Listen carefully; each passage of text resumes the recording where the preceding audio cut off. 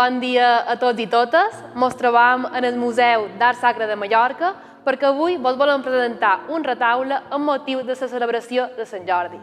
És el retaule de Sant Jordi.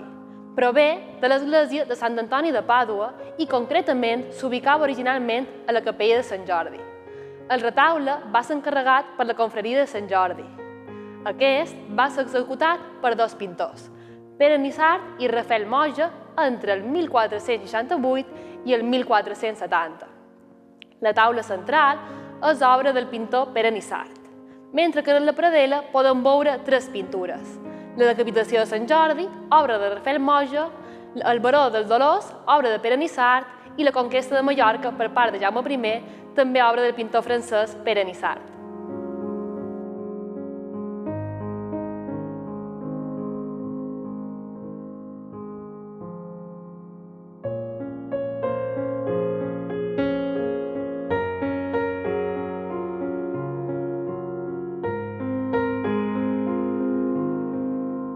A la taula central es representa la coneguda llegenda de Sant Jordi.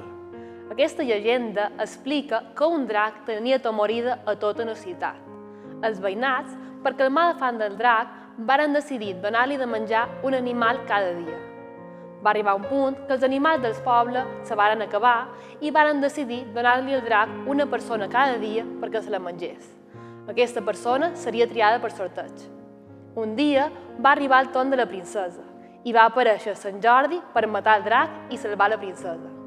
De la sang del drac van brotar unes roses que Sant Jordi va donar a la princesa com a mostra d'amor. La princesa, per agrair aquest gest, va donar a Sant Jordi un poema. D'aquí ve la tradició del dia de Sant Jordi regalar roses i també llibres.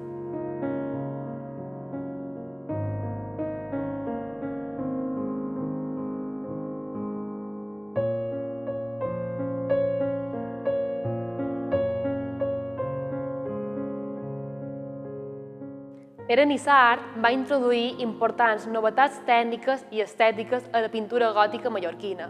Com podem veure, alguns exemples són el detallisme del paisatge, la composició i la gestualitat dels personatges o els reflexos de l'armadura. Aquests gestos i aquest detallisme també se pot relacionar amb la influència de la pintura nòrdica o de la pintura flamenca. En canvi, la pintura de Rafael Moja, que és la decapitació de Sant Jordi, és d'un nivell més local, ja que és un pintor mallorquí. Això es deu a que Pere Nissart es va haver d'associar amb Rafael Moja per poder treballar a Mallorca, ja que la normativa gremial de l'època impedia als pintors estrangers pintar per la seva compte. Les altres escenes de la predel·la són Jesús sortint del sepulcre, o també conegut com a Baró dels Dolors, i també Jaume I conquerint Mallorca. El fet que aparegui Jaume I conquerint Mallorca es deu a que existeix la creença llegendària de que Sant Jordi va participar en la conquesta de Mallorca. Les altres parts del retaule, lamentablement, s'han perdut.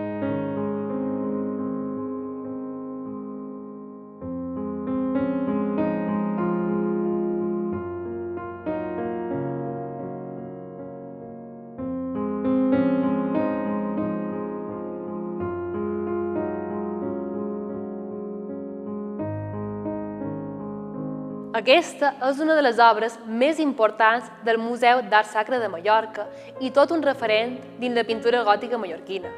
Aquest fet ha estat reconegut en la declaració de bé d'interès cultural.